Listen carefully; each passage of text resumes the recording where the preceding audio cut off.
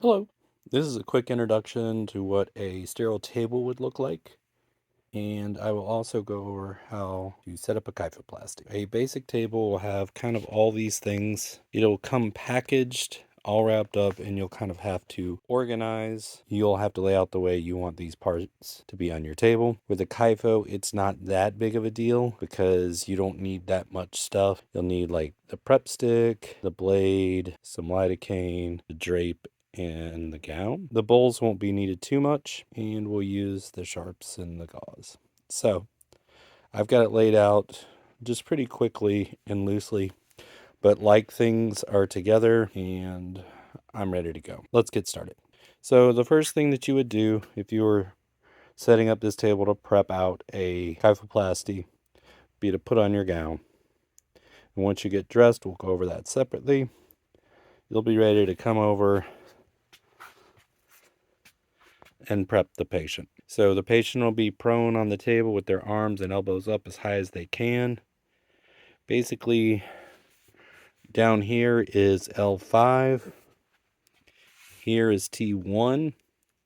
You're going to pick something somewhere in here.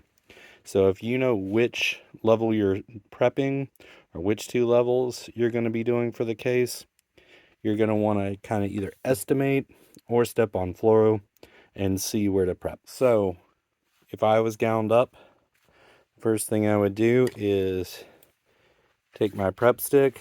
Yours may look different. You can crack these handles and then you'll clean the area of interest. Just kind of work your way up. They're usually colored. This one would be colored orange. There's some that are like blue-green. I'm not breaking this because I'll stain my mannequin. Just imagine that prep has happened. You need to let the prep dry, or otherwise it will not stick to the patient. Specifically with kyphoplasties, you're going to need a little bit bigger window. And so one of the ways that I make a bigger window, I have a TikTok that's dedicated to this, but I'll take the 11 blade that comes in the kit and I'll cut a circle just barely through the sticky plastic.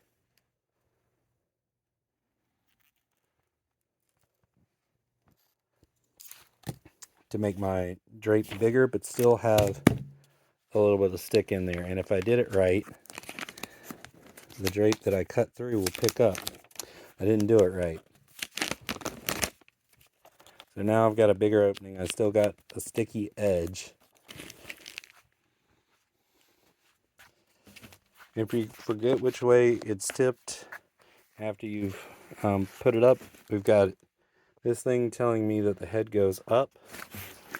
I've cut the right side, not the left side. It makes sense.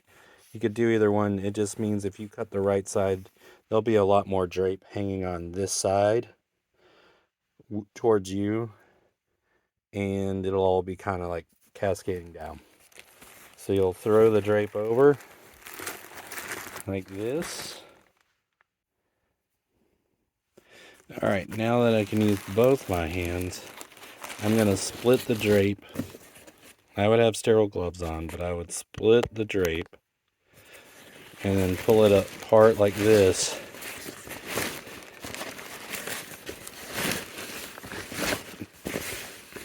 And make sure my window is right where I need to be. I want the spine in the center and room on either side, because for a kyphoplasty, he's going to come out just right or left of the midline.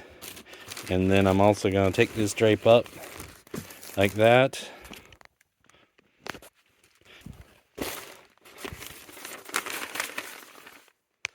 And now we have a window. Yeah.